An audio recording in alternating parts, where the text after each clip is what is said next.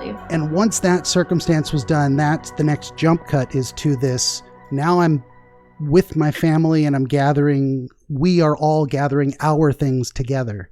What is seeing that chain of events, where does that bring you to an understanding of that idea?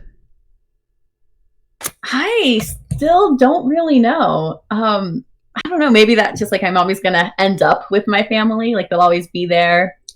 Something like that. No. Oh, I'm sorry.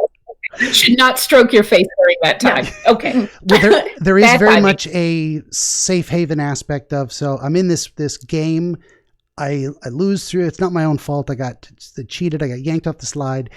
And I've got a friend, someone close to me, giving me encouragement. And I land safe, happy landing, safe harbor back at home with family where all my stuff is. But then why this gathering your stuff from a witch's house and the sense of fear? Or how did you describe it? I was afraid. Yeah, I think you used impending doom, like something bad was about to happen and that the witch would catch you. So what's the idea of,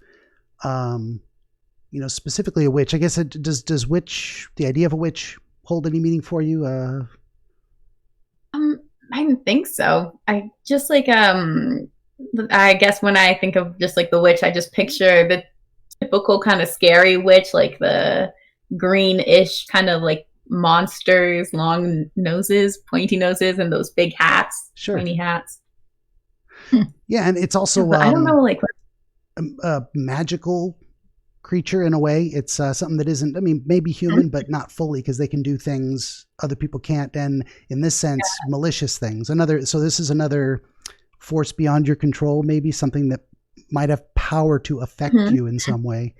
And that they're not looking out for your good. They're not there it's not a fairy godmother. It's definitely a witch. Definitely. Yeah, and that all your things, not just your things, but your family's things ended up in this place and you were there to get them. So there's an aspect of bravery to it, of like, I'm going to challenge this dangerous situation to gather my things. These are my things. They don't belong here. We're taking them home. So there's something in that as well. What, does anything come to mind? I don't know. I feel like we haven't I don't feel like anything is kind of like separated from me or my family. I don't know what I would have to gather. Other than your belongings when, that abrupt move out of California, they're closing down the state, COVID. Once again, we got to get you out of there, which we had to fly down in a short amount of time because they were closing the university and, flights were going to be canceled forever. So we had to get you home. So again, I just bring it back to that COVID as being the witch, the whole thing that was going on, closing the state of California, get her out of there. And, your sister and I that's true. All my came stuff, down to get all your stuff. Yeah, all my stuff was still back in California at this point. And your family went with you to go get it? Yeah. Okay. Yeah. Oh, that's pretty direct.